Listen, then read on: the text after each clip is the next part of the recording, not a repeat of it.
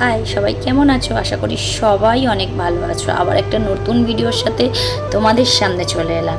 এটা জানো কোথায়? বৃন্দাবনের সেই পবিত্র আরেকটি স্থান, যেটা হলো রস খান সমাধি। এবার তোমরা বলতে পারো, রস খান এ তো মুসলিম, বৃন্দাবনে কি করছে? হ্যাঁ, রস খান সেই মুসলিম ছিলেন যে কৃষ্ণের দেখা পেয়েছিলেন। রহস্যময় এই পৃথিবী আর ভগবান শ্রীকৃষ্ণের লীলাভূমি এই বৃন্দাবন। জানো তো, আমি খুব নাস্তিক মানুষ। আমি খুব একটা সচরাচর ঠাকুর পূজা দিই না বা ঠাকুরের ধারে কাছেও যাই না। কিন্তু বৃন্দাবন গিয়ে আমার মনে একটা খুব শান্তির জায়গা পেয়েছি। আমি এখন সবসময় শ্রীকৃষ্ণ, শ্রী রাধারানীর কাছে, আমাদের শ্রী রাধারানীর কাছে আমি প্রার্থনা করে এসেছি, আমি যেন বৃন্দাবনে কোনো দিন, এ জন্মে না হোক পূর্বজন্মে, এক টুকরো মাটি কিনতে পারি। এখানে কথিত আছে রাধারানী কাউকে খালি হাতে ফেরান না।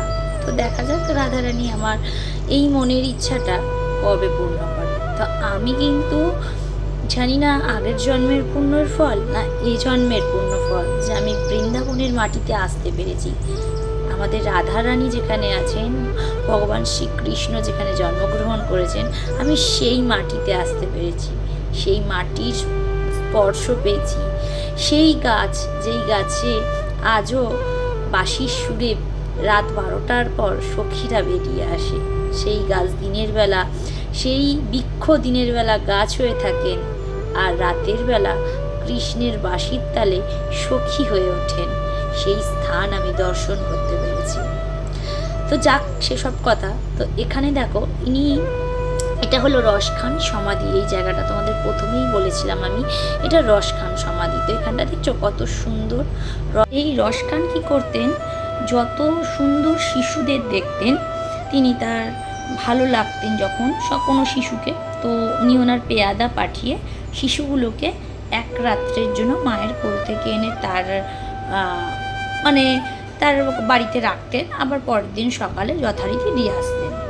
তো এইভাবে উনি প্রত্যেকটা শিশুকে নেয়। তো ঠিক সেই সময় এইভাবে করতে করতে গ্রামের প্রত্যেকটি শিশু ওনার ভোগের শিকার হয়ে উঠেছিল। তারপর উনি লাস্ট যখন উনি আর শিশু পায় না ওনার গ্রামে, তখন উনি পেয়াদাকে বলে, ওনার তো রোজ লাগবে একটা করে শিশু।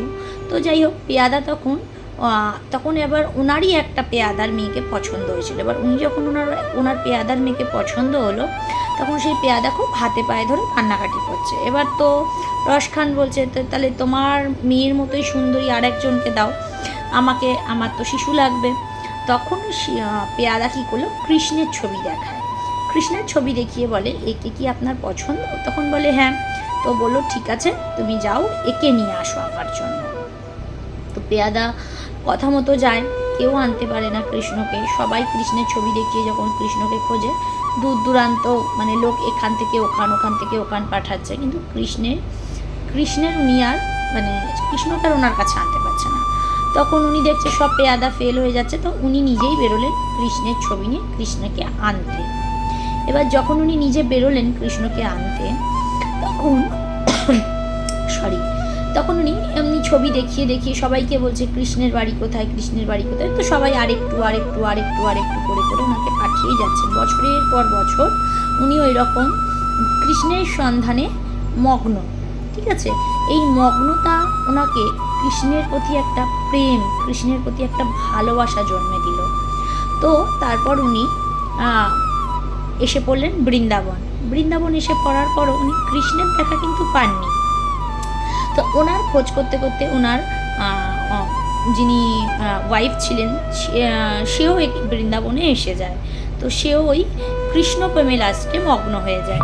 কৃষ্ণের এতটাই ওনাকে কৃষ্ণ প্রেমে মুগ্ধ করেছিল যে কৃষ্ণের দেখা কিন্তু উনি পাননি। কিন্তু হ্যাঁ, ওনার যে সমাধিটা দেখছেন আর যেই জায়গাটা আমি দেখালাম, ময়ূর চলছে, ওইখানে একটা বটবৃক্ষ আছে। উনি যখন লাস্ট নিঃশ্বাস ত্যাগ করেন, তখন কিন্তু উনি কৃষ্ণের দেখা পেয়েছিলেন। মানে মুসলিম মানেই যে সে শুধু মুসলিমে নিজেদের ধর্মটাকেই বজায় রাখবে তা না। কৃষ্ণের কি মহিমা দেখো, কৃষ্ণের ওই ফটো দেখে কৃষ্ণ